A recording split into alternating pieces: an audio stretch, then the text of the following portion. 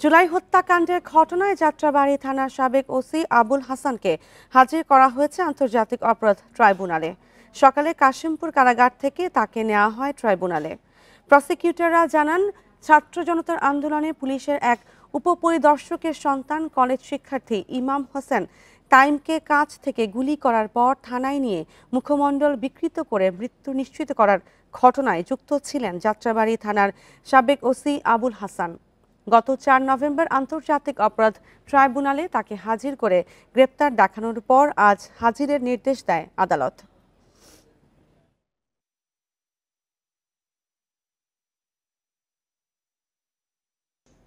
আর এই বিষয়ে বিস্তারিত জানাতে যোগ দিচ্ছেন সহকর্মী জাহিদুল বাশার।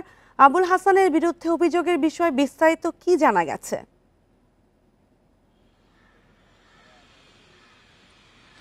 দেখুন, যাত্রাবাড়ী থানার ওসি আবুল হাসানকে এখান থেকে ঘণ্টাখানেক আগে তাকে আনা হয়েছে এই আন্তর্জাতিক অপরাধ ট্রাইব্যুনালে। এর আগেও 2 দফায় কিন্তু তাকে আনা হয়েছিল।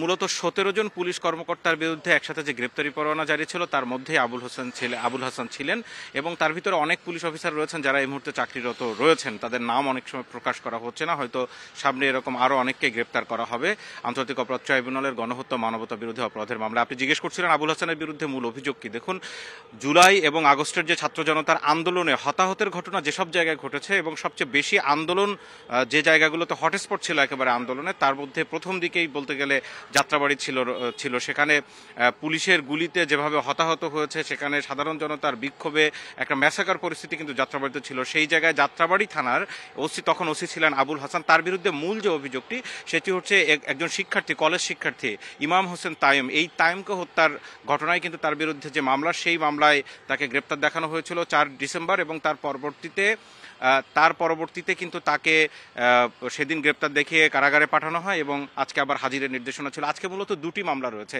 একটি হচ্ছে এই আবুল হাসানের যে মামলা সেটি, সেখানে পুলিশের আরও 3 জন কর্মকর্তাকে এই মামলা আসামি রয়েছে। তাদের ট্রাইব্যুনাল থেকে তাদেরকে কিন্তু গ্রেপ্তারের কথা বলা হয়েছিল, কিন্তু তারা এখনও পলাতক রয়েছে। তার মধ্যে আবুল হাসানকে আনা হয়েছে। আরেকটি মামলা রয়েছে ওবায়দুল কাদের সহ। আপনি জানেন যে শেখ হাসিনা এবং ওবায়দুল কাদেরের 2টি মামলা হয়েছে একেবারে প্রথম দিকে। সেই ওবায়দুল কাদের সহ 45 জনের সরকারের যে নানা সাবেক মন্ত্রী, উপদেষ্টা, আমলা তারা ছিলেন সেখানে, তাদের আরেকটি মামলা রয়েছে। তো আবুল হাসানের মামলায় আজকে মূলত এখানে যে তার বিরুদ্ধে যে ইনভেস্টিগেশন রিপোর্ট, সেই রিপোর্ট নিয়ে শুনানি হওয়ার কথা। কিন্তু আমরা যতটুকু জানতে পেরেছি যে এখন পর্যন্ত ইনভেস্টিগেশন পুরোপুরি শেষ হয়নি, হয়তো আরও সময় লাগবে, কিন্তু যতটুকু হয়েছে সেই বিষয়টি নিশ্চয়ই এরই মধ্যে আদালতে তুলে ধরছেন, কারণ 12টার সাথে সাথেই কিন্তু কোর্ট বসে যাওয়ার কথা। একটা বিষয় একটু মনে করা দরকার, আবুল হাসানের বিরুদ্ধে যেই শিক্ষার্থী ইমাম হোসেন তাইম, এই তাইমেও কিন্তু একজন পুলিশ কর্মকর্তার সন্তান। তাকে 20 জুলাই সেখানে কিন্তু গুলিতে নিহত হয় পুলিশের, এবং তাকে একেবারে খুব কাছ থেকে গুলি করে পরবর্তীতে তার চেহারা বিকৃত করে মৃত্যু নিশ্চিত করার সাথে মূল অভিযুক্ত এই আবুল হাসান, তৎকালীন ওসি, এবং একই সাথে ওসি তদন্ত জাকির হোসেন, সেও কিন্তু এই মামলার আসামি, তিনি পলাতক রয়েছেন। আন্তর্জাতিক অপরাধ ট্রাইব্যুনাল থেকে যুক্ত হয়েছিলেন সহকর্মী জাহিদুল বাশার।